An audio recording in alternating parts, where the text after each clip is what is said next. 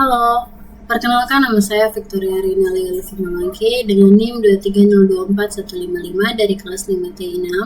Saat ini saya akan membahas mengenai pohon keputusan yang sudah kita bahas pada video sebelumnya mengenai forward dan backward chaining. Ini adalah lanjutannya. Ini merupakan mata kuliah kecerdasan buatan dengan dosen pengampu Christopher Simanjuntak. Sebelum kita masuk kepada pohon keputusannya, saya akan menjelaskan dulu mengenai kasus yang akan kita bahas. Di sini terdapat kasus rute dari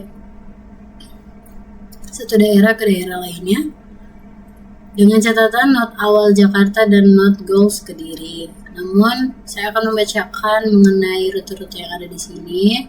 Di sini Jakarta ke Solo jarak yang ditempuh ialah 1000 km, Solo ke Yogyakarta jarak yang ditempuh ialah 1000 km, Jakarta ke Purwokerto jarak yang ditempuh 800 km, Jakarta ke Yogyakarta jarak yang ditempuh 1900 km, Purwokerto ke Semarang jarak yang ditempuh 1500 km, Purwokerto ke Surabaya jarak yang ditempuh 1000 km, Purwokerto ke Solo jarak yang ditempuh 500 km, Yogyakarta ke Bandung jarak yang ditempuh 1000 km, Yogyakarta ke Kediri jarak yang ditempuh 1000 km, Kediri ke Surabaya jarak yang ditempuh 1500 km, Yogyakarta ke Surabaya jarak yang ditempuh 1000 km. Nah, seperti yang saya bahas tadi, di sini pohon keputusan yang akan saya bahas adalah rute dengan not awal Jakarta dan not goals Kediri. Kasus ini membahas mengenai pengambilan keputusan dalam menentukan rute terbaik dari Jakarta ke Kediri. Data jarak antar kota digunakan untuk membangun pohon keputusan dan akan diterapkan dalam 3 metode pencarian. Nah, dalam penelitian ini, saya menggunakan ketiga metode yang telah kita bahas di video sebelumnya, yaitu Depth First Search atau disingkat dengan DFS, yaitu menelusuri jalur secara mendalam. Kedua ada Breadth First Search, disingkat BFS, yaitu menelusuri jalur per level. Dan yang terakhir ada Best First Search, yaitu menggunakan pendekatan heuristik untuk memperkirakan jalur terbaik. Nah, tujuan dari pohon keputusan ini ialah untuk menemukan jalur tercepat dan paling efisien di antara semua kemungkinan rute yang tersedia.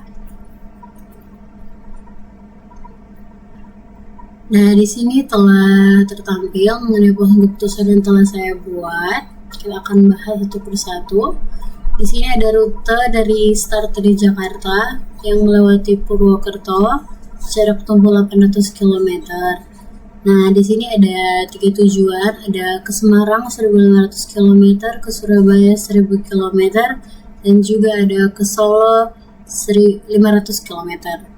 Nah, di sini seperti yang sudah kita bahas tadi, bahwa tujuan kita ialah ke Kediri, not awal Jakarta dengan not goals Kediri.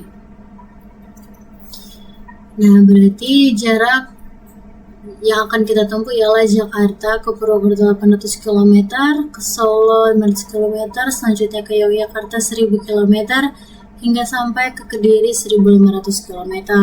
Nah, total perjalanan yang ditempuh ialah 3800 km. Selanjutnya yang kedua, di sini diawali juga dengan Jakarta. Kita langsung ke Yogyakarta. Tadi sebelumnya kita ke Purwokerto dulu, baru ke Solo.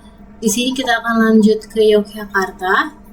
Di sini juga ada 3 rute tujuan, ke Bandung 1000 km, ke Kediri 1500 km, ke Surabaya 1000 km.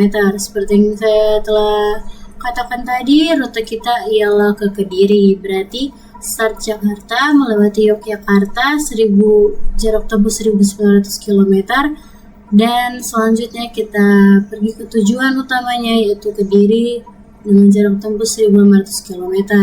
Total jarak tempuh Jakarta melewati Yogyakarta hingga ke Kediri ialah 3400 km. Nah, selanjutnya di sini ada rute yang ketiga ialah Jakarta melewati Solo. Nah, di sini jika Jakarta melewati Solo menempuh jarak 1000 km. Solo ke Yogyakarta menempuh jarak 1000 km juga, dan Yogyakarta ke Kediri menempuh jarak 1500 km.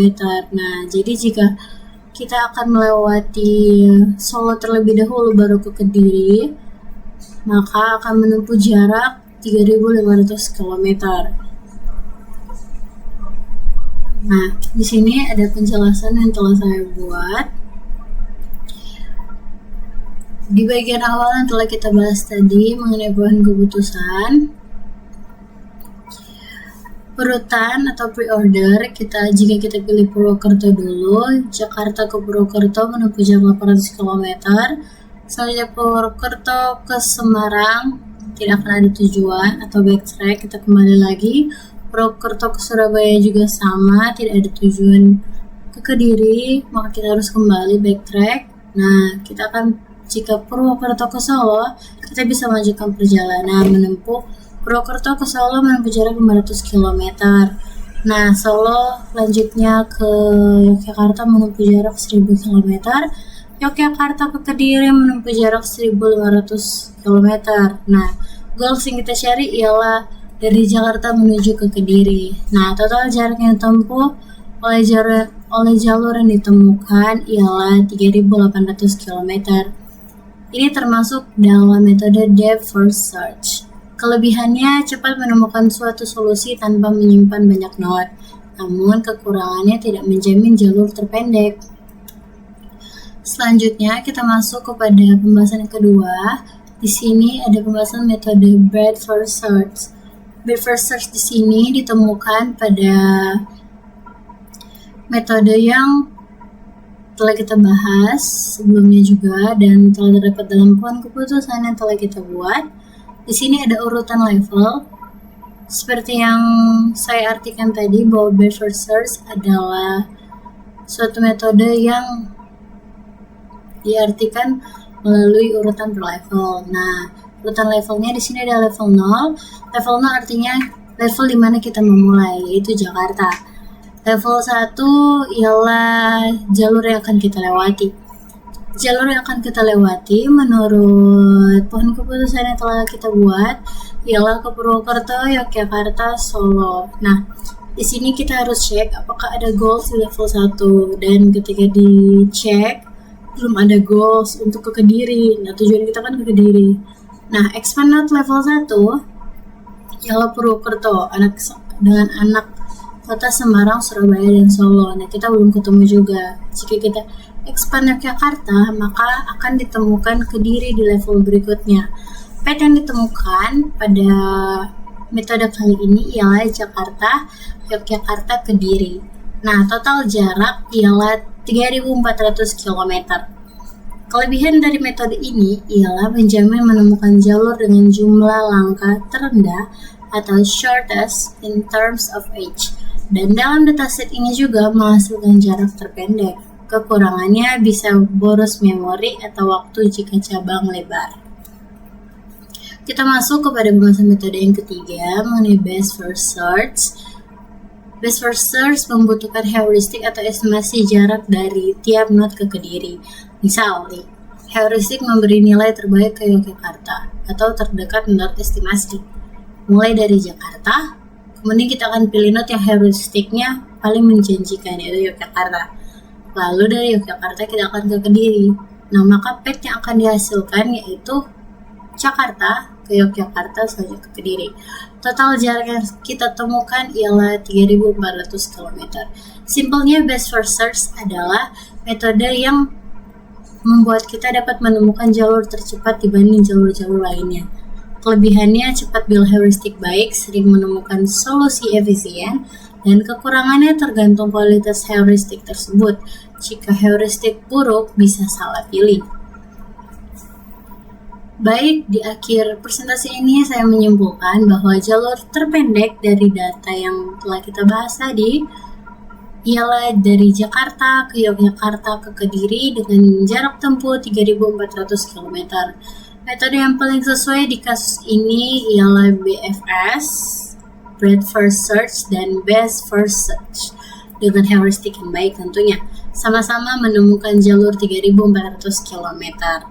Nah, Sedangkan di FS dengan urutan perluasan seperti contoh yang telah kita bahas, menemukan jalur yang lebih panjang yaitu 3.800 km. Jadi di FS tidak ideal bila tujuan kita jarak terpendek. Nah, jadi rekomendasi praktis ialah pakai breadth first search atau best first search saja. Jika graf kecil dan kita butuh jaminan jalur terpendek atau best first search, bila kamu punya heuristik yang bagus, bisa lebih cepat dan lebih efisien. Baik, demikian presentasi saya. Apabila ada salah kata, saya mohon maaf. Terima kasih.